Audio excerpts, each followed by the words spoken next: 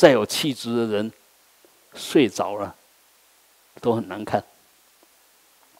但是有修的人，即使他睡着都很庄严。所以那个相是靠修来的。我们为什么要有4种威仪？行住坐卧都要有威仪，这个是要修的。但当你把它修而不修，修而不修，就已经养成这种好的习惯。它即使是放松的，即使是睡着的，都很庄严。那威仪相都在。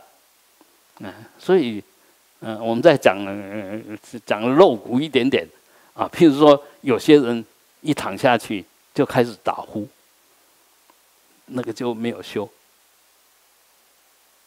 如果有修呢，你随时都会关照到你的身体放松，只要真正的放松，不会打呼。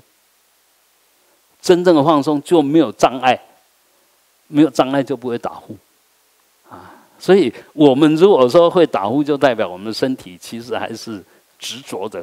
虽然你好像刻意要去把它放松，但是基本上还是抓着太紧，没有真正放松啊。所以要解决打呼的习惯吗？很简单，你要静坐，静坐一段时间就不会打呼，真的。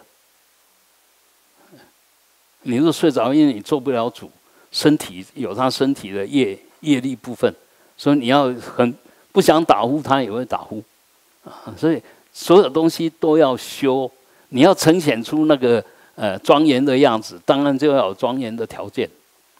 你要离开那个过失的样子，你就必须除障啊，否则的话，所以这个也就是实修了。你有多少能力做多少事，我们修到哪边都知道。那修不到，不要后悔，也不要抱歉，知道自己还没有修到，赶快谦卑的再学习、再用功，这样而已啦。